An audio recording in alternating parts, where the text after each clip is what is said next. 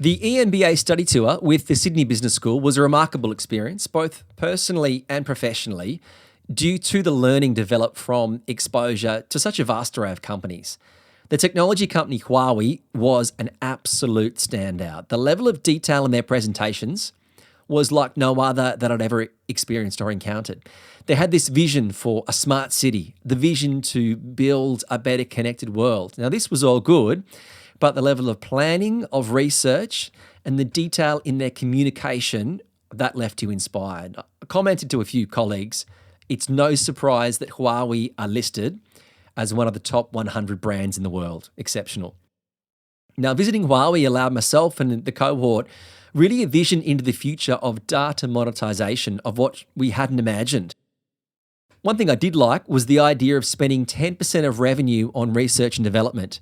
Now, I was impressed with that. I presented to my employer upon return, who was pretty nonplussed. However, many students did comment that this vision for the smart city of being connected and having a company know everything about you and where you are and how you live your life perhaps infringed on your personal space, that perhaps that could have some pretty dire consequences if that information was to get into the wrong hands. On the other hand, Imedco, this was completely different. Imedco is a Swiss company who manufacture magnetic shields. Now, they presented perhaps what was my previous idea of the Chinese company. It was a factory in a polluted part of town. It was dirty. It had little regard for OH&S. However, we learned a valuable point, and this was all about what we learnt, this change of perception. Imedco aren't in China for cheap labour. Bangladesh and Vietnam, other countries have cheaper labour. Companies like Imedco go to China to compete in the growing Chinese market. Town Gas was one of the highlights, and again a revelation. Thoroughly professional, and no surprise they're so successful giving the detail in their presentation and the level of communication. Again, vision was their key. Not to be just a gas provider, but be perceived as a provider of energy. Now, their ideas of working on the change of continuous improvement and to be exceptionally customer focused, these are things that are going to remain with me forever in business. You can implement them in any kind of business. The customer is the center of everything that we do. No service is the best service. The pursuit of growth equals innovation plus implementation. Quality up, cost down. Seems like common sense, but very few companies practice this. One of which was FlyPro. This was a cool little company, a company that manufactured drones, and we had a lot of fun there. It was certainly exciting. However, they didn't have really a vision. They didn't really have a focus. They didn't really have planning.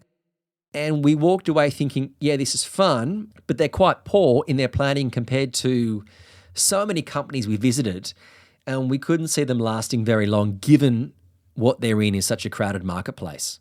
Pure Fitness, incredible. These guys are onto something amazing by creating not just gyms, not just places to work out, but a culture of community. People join the gym to be a part of something greater. I like this idea of creating wow moments for the customer, and they try to do it everywhere. We went and saw the greatest spin class studio in the world, a 270-degree screen. Wow, it was incredible. Pure proved to be a premium lifestyle brand built around the philosophy that if you invest in quality products and quality people and quality manufacturing, your cost goes down. They had 3 big rules: stay ahead, dare to innovate, and customer feedback, 360-degree feedback. Great brand, great product.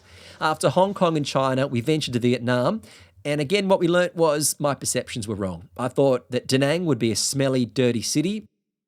Couldn't have been further from the truth. It was a city full of pride. They loved their town. They wanted their town to be world class. And they were working hard to fight against the power and the size of China. They were extremely friendly and they like to innovate. Free Wi-Fi in the city tourist areas. Amazing. I said to a fellow student, Da Nang has got half going for what Wollongong has, yet it's amazing in terms of their vision, in terms of their opportunity. Da Nang provided a reflection of what can be achieved in business. One of these examples was the Da Nang port.